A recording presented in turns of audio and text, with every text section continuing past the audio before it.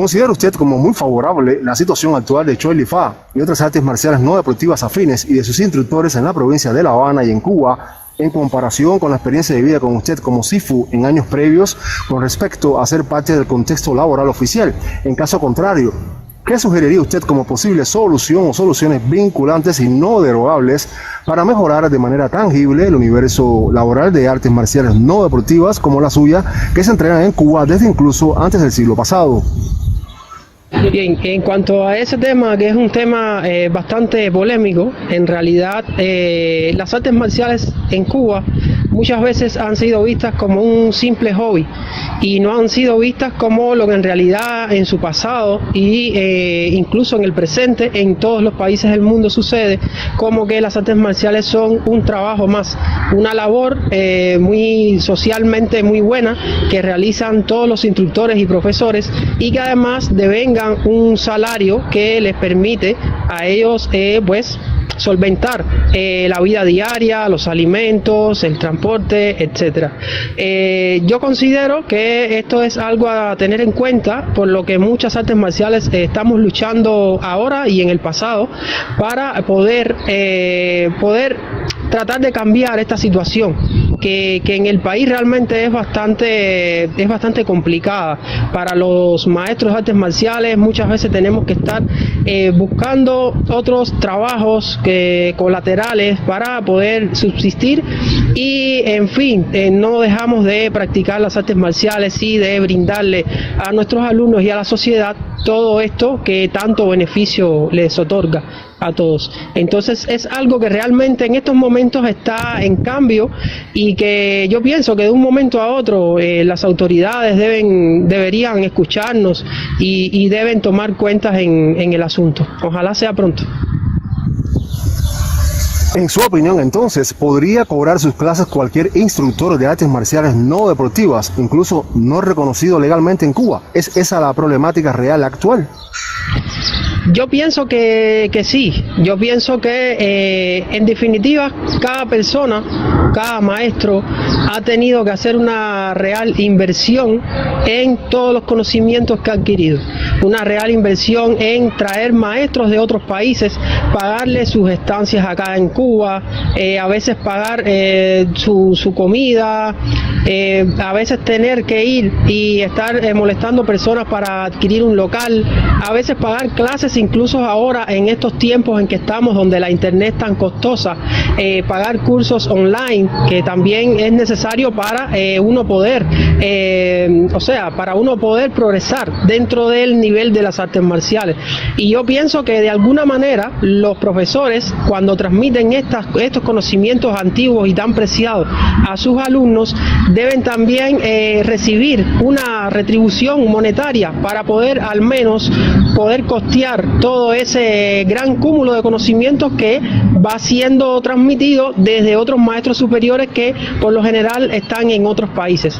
Además es el tiempo del maestro también, que es tiempo que pierde con su familia, tiempo que pierde de poder trabajar en otros centros de trabajo y entonces lo está empleando 100% en este trabajo, que es un trabajo también muy duro, donde hay que entrenar mucho, donde hay que tener mucho conocimiento para poder después ofrecer unas buenas clases. Entonces yo pienso que sí, que no es algo que tenga que ser tan difícil de legalizar para que un profesor pueda cobrar simplemente como cobra un entrenador de un gimnasio, como cobra un entrenador de ejercicios aerobios o como puede cobrar un instructor de animales. Y cabe esto decir que hay instructores que están autorizados dentro del método de los trabajadores por cuenta propia y que en realidad las artes marciales han sido excluidas de ese grupo, tristemente. ¿Considera usted entonces que esa labor educativa puede ser reconocida como parte del trabajo por cuenta propia a realizar incluso por cualquier instructor marcial no deportivo debidamente certificado y aprobado, como ocurre quizás en el resto del mundo, o todo lo contrario? Es decir, debe en definitiva seguir estimulándose por más años la actual realización de ese mismo trabajo marcial no deportivo como instructor asalariado fuera de horario de trabajo, pero de manera informal, si sucediese así en su nación hasta la fecha, por ejemplo. Bien, yo pienso que el movimiento de los cambios económicos que están sucediendo en el país, en Cuba exactamente, principalmente están enfocados a liberar un poco el tema del trabajo no estatal, el trabajo que es el trabajo particular o el trabajo por cuenta propia. Yo pienso que las artes marciales, los instructores de artes marciales deben ser en algún momento incluidos dentro de este grupo. ¿Por qué lo digo? Porque hay dos maneras de que los profesores de artes marciales, que son un sector importante, aunque es un sector que realmente no se le da mucha propaganda en los medios, es un sector bastante importante que tiene bastantes personas, que tiene muchos alumnos y muchos maestros también en todo el país. Y hay dos formas en las que se podría tener en cuenta un salario para estos profesores. Una sería que el Estado asuma, cosa que yo sé que no va a ser así, ¿ven? Pero podría el Estado asumir un salario mínimo para estos profesores, pero la otra sería incluirlos dentro del método de trabajadores por cuenta propia, y entonces ya ellos devengarían un salario por su esfuerzo y por su trabajo, y por supuesto quien más trabaje, quien más se esfuerce y con quien más calidad se vean las clases, entonces esa persona podrá percibir más altos salarios y podrá tener entonces una solvencia económica muchísimo más satisfactoria. Es un derecho legal y una realidad laboral constitucional el disfrute respecto a la enseñanza marcial e incluso no deportiva por parte de instructores y contribuyentes como usted en su nación hasta la fecha. Bueno, realmente las artes marciales en Cuba tienen una historia bastante extensa y ha sido, por supuesto, ha sido parte del disfrute de muchos niños, ha sido parte del trabajo también de muchos profesores. Han surgido muchas escuelas importantes escuelas, importantes movimientos también dentro de estas escuelas, y han surgido maestros que han podido viajar el mundo entero y han dado sus resultados en el mundo. Los cubanos desde pequeños, casi todos, cuando vienes a entrevistar a muchas personas, casi todos han practicado o han pasado por una escuela de artes marciales. Casi todos han disfrutado y han trabajado dentro de estas escuelas de una manera u otra.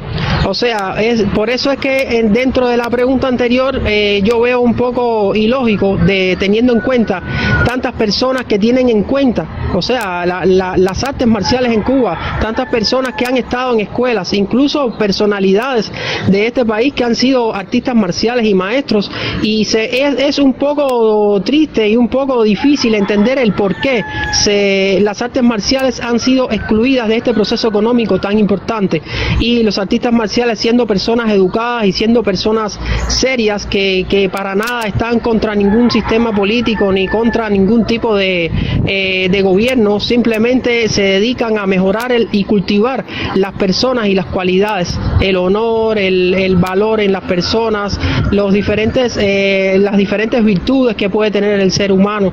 Todo es para bien en las artes marciales, para mejorar la salud, y entonces es algo un poco inentendible realmente. ¿Qué considera usted podría añadirse o eliminarse respecto al derecho garantizado para instructores marciales o debidamente certificados y autorizados por su Organización Marcial Mundial y por la legalidad cubana actual sobre la labor de instructores cubanos y foráneos de artes marciales no deportivas en territorio nacional, por ejemplo?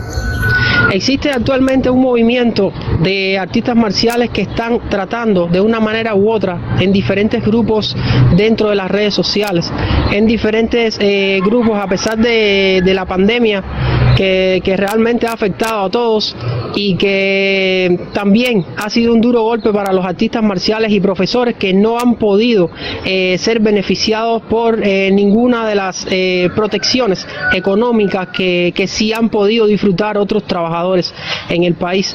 Hemos hecho un grupo en diferentes ámbitos de las redes sociales y personales, donde estamos abogando por un cambio en la organización de las artes marciales en Cuba, teniendo en cuenta de que hay maestros que realmente no sabían esto de que podíamos quizás algún día ser profesores o ser maestros independientes, particulares o trabajadores por cuenta propia, como se llaman.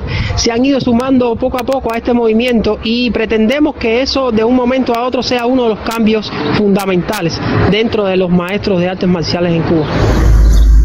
Se necesita tener nivel universitario para poder instruir artes marciales no deportivas y ser autorizados al respecto. ¿Cuáles son los límites legales y salariales nacionales y foráneos en ese sentido a modo de comparación? Bueno, realmente no se puede negar que la preparación y quizás el nivel educativo de un maestro de artes marciales sea superior a de otra persona que no tiene ese nivel. Pero como siempre hemos visto en varios lugares, la universidad como tal no te aparta de poder ser un instructor. O sea, tener un título universitario no te aparta de poder ser un instructor inteligente, un instructor educado y un instructor que tenga un conocimiento bastante amplio sobre tu arte marcial. Aquí podemos decir muchísimos ejemplos de grandes artistas marciales que ni siquiera estudiaron, como puede ser el Ip Man, por ejemplo, que hemos visto sus películas. Son personas, es verdad que era otra época, pero bueno, en esa otra época donde la educación no era tan importante, incluso si eran grandes artistas marciales capaces de transmitir muchos valores importantes para los seres humanos, capaces de dominar su sistema de artes marciales y capaz de educar también a las nuevas generaciones que hemos recibido todos estos conocimientos. Les puse el ejemplo de Ip Man, pero puedo ponerle otros ejemplos de otros artistas marciales que han incluso creado sistemas y nunca han ido a una universidad. Yo pienso que sí, para poder un poco incentivar a que estos profesores se evolucionen un poco más y tengan quizás un poco más en cuenta los estudios que ha cursado estos profesores, quizás puedan tener en cuenta que se le pueda cobrar, o sea, se puedan cobrar un poquito más sus clases o algo así. Pero no considero que sea tampoco algo imprescindible por los ejemplos que anteriormente les he puesto.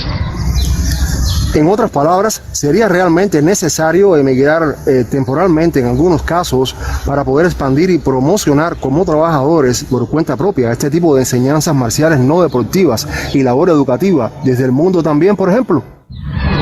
¿Emigrar? ¿A qué se refiere con emigrar? Sí, un viaje temporal, por ejemplo, de técnico a otro, como asistencia técnica marcial, ¿no? A otra organización, en otro país, quizás, otro grupo social, otra comunidad. Sí, en este caso se ha visto varias veces que maestros de Cuba han tenido que salir al exterior, porque no siempre los maestros afuera que tienen el tiempo suficiente para poder venir a Cuba y enseñar prácticamente gratis. Yo quiero hacerle algunas anécdotas a modo rápido, de muchos maestros que yo conozco acá que han tenido que pagar no solo la estancia de sus maestros, sino los cursos que los maestros han tenido que venir a dar, y eso lo han tenido que hacer de una manera personal. ¿Por qué? Pues simplemente porque estos maestros viven de eso, es su trabajo, lo que acá en Cuba no estamos acostumbrados. En Cuba estamos acostumbrados a las gratuidades, que gracias a Dios nuestro Estado se ha dado cuenta que son tan dañinas las gratuidades innecesarias y las ha ido eliminando para realmente funcionar como funciona económicamente el mundo y todos puedan devengar un salario por lo que hacen y por lo que trabajan. Y entonces esto, a lo que los cubanos no estamos muy acostumbrados, en aquel tiempo, durante un tiempo, cuando los maestros tenían que venir acá, muchas veces acá se les tenía que pagar, y eso poca gente lo sabe y no se decía, y entonces después tenías tú que estar obligado muchas veces a dar clases y a dar cursos gratis, porque simplemente las artes marciales no se podían cobrar. Eso por suerte también ha ido cambiando, y ha ido cambiando a fuerza. No ha ido cambiando porque realmente nos hayan permitido hacerlo, sino ha ido cambiando porque tiene que ir cambiando, porque no hay otra, tiene que ir cambiando. Como cambia el mundo, cambia la economía, cambian las artes marciales, y toda nuestra mentalidad acá en Cuba tiene que ir cambiando. Si no, nos quedamos atrás y las artes marciales desaparecerían, porque no tendrían entonces un sustento de dónde adquirir nuevos conocimientos, de dónde adquirir nuevas cosas. ¿Quién debe dar la autorización inicial y final para ser Sifu o Sensei en su país o en el mundo? Es decir, instituciones marciales foráneas o nacionales no deportivas en ese orden, o viceversa. Bueno, realmente yo soy de la opinión que el autorizo para ser Sifu, quien lo debe dar siempre es tu propio Sifu, tu propio maestro. si una organización de artes marciales, porque tú practicas y lanzas un poco de puños, un poco de patadas y un poco de proyecciones, y una organización de artes marciales viene y te da un nivel, para mí ese nivel no es que esté del todo mal, sino que simplemente eres un artista marcial sin maestro. O sea, realmente yo considero que es tu maestro quien decide, tu Sifu quien decide si eres Sifu o no. Y todas las organizaciones, la gran mayoría de las organizaciones tienen un maestro al frente, y considero yo que ese maestro que está al frente, que es el maestro que aparentemente tiene todo el conocimiento de esa arte marcial o de esa organización o de ese programa, es quien sabe quién está listo o no para ser maestro y para ser Sifu.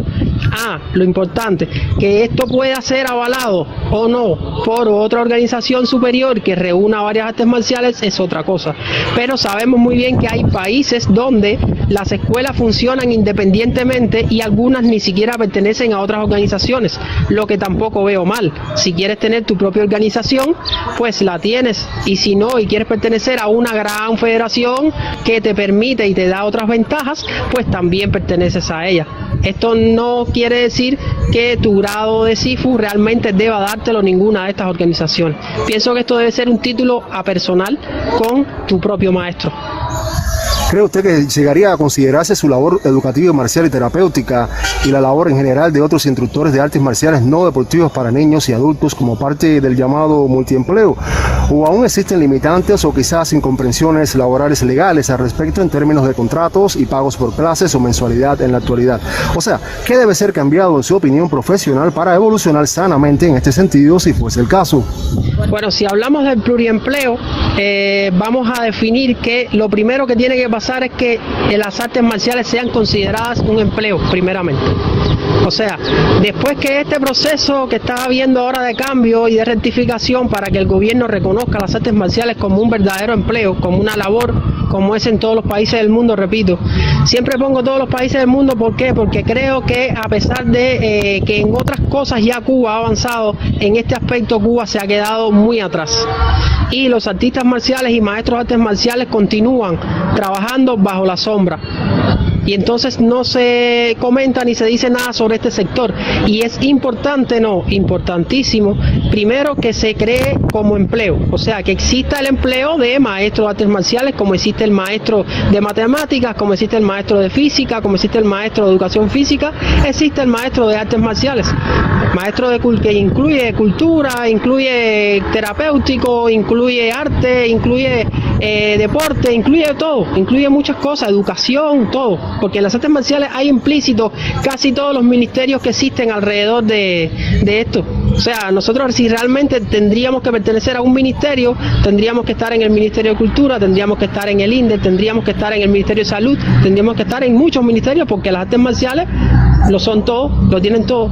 Entonces, lo primero que hay que hacer para que seamos incluidos dentro del pluriempleo, o sea, personas que puedan tener un trabajo y tener también el otro trabajo de artes marciales, simplemente lo primero y lo esencial es que seamos incluidos dentro de los empleos reales de Cuba.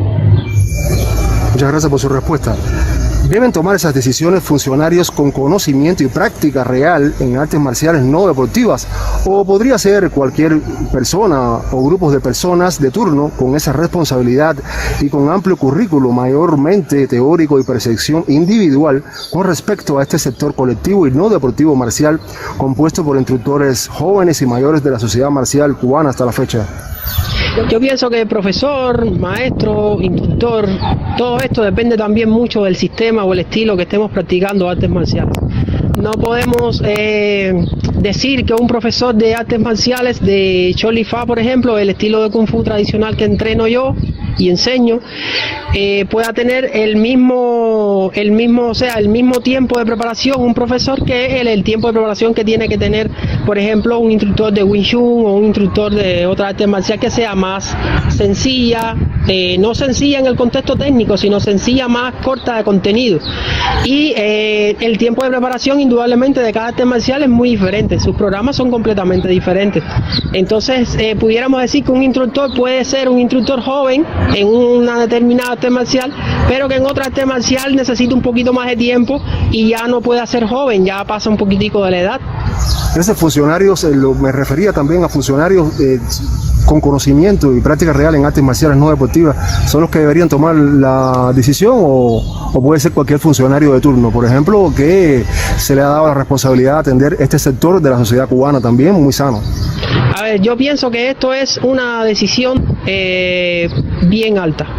O sea, las artes marciales, no sé si ustedes conocen, han sido desde un principio parte de primero del Ministerio del Interior. Después pasó a ser al INDER, o sea, pasó al Instituto Nacional de Deportes y Recreación.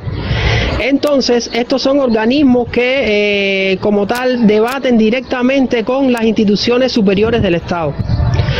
Por lo cual, estas instituciones son las que deberían sentarse y hablar sobre este tema, porque son realmente los que pueden dar la última palabra.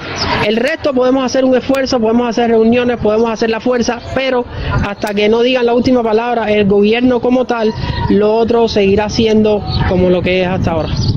¿Y cómo es hasta ahora? Hasta ahora vienen siendo los profesores, los instructores y los artistas marciales, siguen practicando, siguen dando clases, siguen trabajando, pero a esperas de que pase esta situación. O sea, continúa todo perfectamente dentro del ámbito de las artes marciales, pero aún sin la aprobación real. El gobierno realmente no es que nos detiene a hacer las cosas, sino que simplemente no nos da un estatus legal, un estatus de labor, de empleo, como realmente es lo que estamos abogando todos. En su opinión, ¿considera usted necesario la creación de al menos un canal marcial televisivo oficial dedicado al desarrollo y promoción de todas las artes marciales no deportivas entrenadas en Cuba como la suya, independientemente de los canales existentes por esfuerzos propios en las diferentes plataformas de internet en Cuba y en el mundo? ¿O considera usted que ha sido más que suficiente la cobertura marcial de medios oficiales hasta la actualidad? No, realmente la cobertura marcial en la televisión es prácticamente nula. Prácticamente nula, es muy poca la que se da en la televisión y en los medios cubanos, porque realmente, como he dicho anteriormente, es triste, pero las artes marciales no significan prácticamente nada para las instituciones. Las artes marciales, en un principio, yo recuerdo cuando tuvimos las primeras reuniones, cuando pertenecíamos primero al INDER directamente, ahora pertenecemos a la sección de recreación del INDER. Es un poco cómico eso, ¿no? Pero bueno, somos recreación, algo para divertirse. Del INDER estaban por concluir los preparativos para iniciar el canal Tele Rebelde, y este canal es un canal dedicado 100% al deporte y que iba a transmitir deporte casi las 24 horas del día. En esa reunión se nos dijo que nosotros, los artistas marciales, preparáramos trabajos, preparáramos a los alumnos, preparáramos muchos ejercicios, técnicas, cosas para filmar videos, exhibiciones y actividades bonitas que pudieran cubrir los huecos, escuchen, cubrir los huecos de ese canal. Conclusión, esto se quedó como siempre ha quedado todo, en el aire. Nunca existió esto, realmente teníamos una gala anual de artes marciales que a veces la transmitían, a veces no, a veces la cortaban.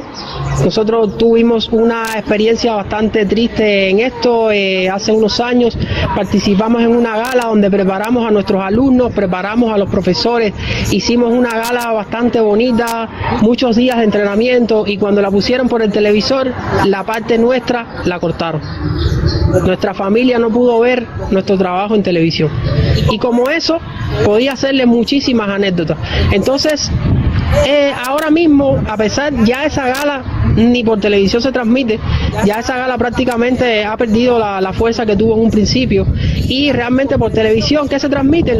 Las artes marciales, que realmente los artistas marciales consideramos que ya son más deportes que artes marciales, como son el karate deportivo, el taekwondo deportivo, el judo deportivo, la lucha. Eso es lo que se transmite por televisión. Lo deportivo, lo olímpico, lo otro no quieren ponerlo, no forma parte de su interés. ¿Es su criterio actual como CIFU que entrevistas como esta ayudarían realmente a mejorar la visión y cultura legal, marcial y laboral general y actualizada por parte de quienes las escuchen y puedan ayudar a cambiarla o a seguir aportando constructivamente y socialmente aún más a nuestra sociedad respecto al panorama marcial no deportivo cubano, compuesto por instructores cubanos de su arte marcial y de otras en el futuro a pesar de la pandemia actual? Bien, este tipo de entrevista realmente es una entrevista que es para que la vieran los 11 millones de cubanos y los millones de habitantes que existen en el mundo. Primero, para que estuvieran al tanto de una problemática nacional que existe y que de la cual no se habla, que muchos tienen temor de hablarla porque si quizás entonces tengo un local del INDER y si entonces estoy diciendo la verdad, entonces de ese local me van a sacar. Si estoy diciendo la verdad y estoy en un parque, pues entonces las autoridades del INDER entonces me van a mover de ahí o me van a decir que yo no puedo seguir practicando mi arte marcial y todos estos miedos que realmente yo no tengo ninguno porque Martí lo dijo, la verdad es para decirla y menos cuando es una verdad que no va a herir a nadie ni va a causar problemas. Lo que queremos es mejorar y que yo no quiero ser la voz cantante de los artistas marciales en Cuba ni nada de eso. Yo les invito a los demás profesores, los demás maestros que hagan esto mismo que estoy haciendo yo, esto mismo que está haciendo nuestro amigo periodista, que es una entrevista donde nosotros simplemente estamos planteando una problemática que no solo se está planteando en esta entrevista, se está planteando también en diferentes, se han enviado cartas al Consejo de Estado, se han enviado cartas a todos los niveles y realmente hasta ahora no hemos recibido respuesta. Si se está trabajando o no, no se nos ha comunicado si se está trabajando o no en la legalidad y en la autorización de todas estas cosas que hemos planteado. Entonces yo pienso que esta entrevista sí, deberían verla todos y pienso que si no es como aquello que decimos que nos entra por un oído y nos sale por el otro, si nos sentamos a analizar realmente, si esas personas que tienen que ver con este cambio, que realmente son los que pueden poner su huella, pueden poner su firma en ayudarnos, en lograr que las artes marciales y aquellos que estamos aclamando, solamente queremos que se nos tome en cuenta. Solamente eso, no pedimos que seamos ahora los más beneficiados de Cuba ni nada de eso, simplemente que se nos tenga en cuenta y yo creo que esta entrevista sí puede ayudar a eso si llega a los medios y a los lugares que debe llegar, ¿no? Así que bueno, también les pido si en esta entrevista les llega, compártanla y nos van a ayudar a quizás lograr este objetivo que queremos, que es un objetivo noble y un objetivo bueno para buenas personas. ¿Cuál es finalmente su mensaje actual para todo el universo marcial no deportivo cubano y foráneo en este sentido, compuesto por instructores marciales y personas que lo rigen hasta la fecha? Es decir, ¿cree usted como instructor marcial que continúa habiendo una luz al final del camino o cree usted que esa luz está en su mejora y actualización? Yo pienso que sí, que hay una luz que está pronto a encenderse. Yo pienso que todo este trabajo que estamos haciendo, no solo esta entrevista, sino todos estos grupos anteriormente que yo le había hablado, que estamos abogando, comentando y haciendo todo tipo de gestiones para que esto se oiga, se escuche y sea tomado en cuenta, yo pienso que sí, que la luz está ahí, la luz está próxima y tengo toda la confianza del mundo con que esto va a pasar. A los artistas marciales yo les diría, a los maestros, a los instructores, a aquellas personas que están dedicadas a esto, o sea, a esta bonita labor de educar, de llevar salud. En esta misma pandemia hemos llevado salud a las casas vía online muchas veces, de diferentes maneras. Y entonces yo les invito a que sigan trabajando, que sigan superándose, que sigan, porque de un momento a otro yo les garantizo que va a cambiar. De alguna manera este pensamiento y este desinterés que hay por parte de las instituciones sobre nuestras artes marciales, sobre nuestras queridas artes marciales de nuestro país, donde hay incluso artes marciales que son de aquí de Cuba, que nacieron aquí en Cuba y que son endémicas nuestras y que son parte de nuestras raíces, que son parte de nuestra idiosincrasia y que están ahí relegadas a una esquina como si fueran un pedazo de basura y es triste y quiero que este mensaje llegue a ustedes.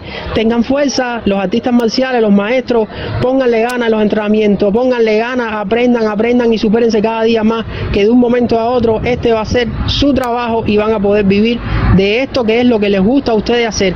Van a ayudar a la comunidad y les va a alcanzar para poder solventar las necesidades de su familia, las necesidades básicas. ¿Se mejoraría entonces una mejor sociedad y una mejor comunidad humana en Cuba de esa manera? Por supuesto, muchos maestros que ahora no están dando clases, muchos instructores y muchos artistas marciales realmente han dejado de dar clases porque necesitan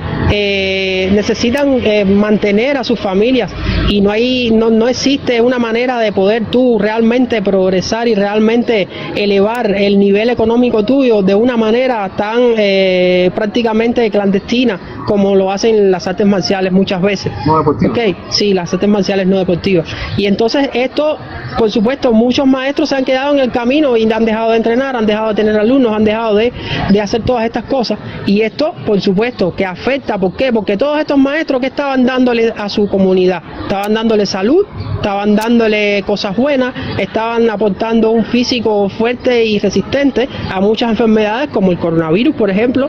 Tendríamos una sociedad mucho más sana en todos los sentidos, muchas menos personas fumando, muchas menos personas tomando ron, muchas menos personas sin nada que hacer en las esquinas porque estarían practicando un arte marcial, aprendiendo una cultura diferente y muy bonita, muy educativa, muy filosóficamente muy buena para la comunidad, para el pueblo, para la sociedad. Y al haber menos maestros, porque por supuesto no hay un incentivo, entonces también estas artes marciales llegan menos también a nuestras comunidades. Claro que afecta y claro que si esto mejora, pues mejorará muchísimo también el nivel de respeto social, valores, etcétera, en todo el país, en toda la sociedad. Muchas gracias por sus palabras para la comunidad marcial cubana y foránea, en el nombre de la audiencia marcial también de Cuba y del mundo. Sifu Johnny Eddie. Muchas gracias a usted. Muchas gracias a usted por la entrevista.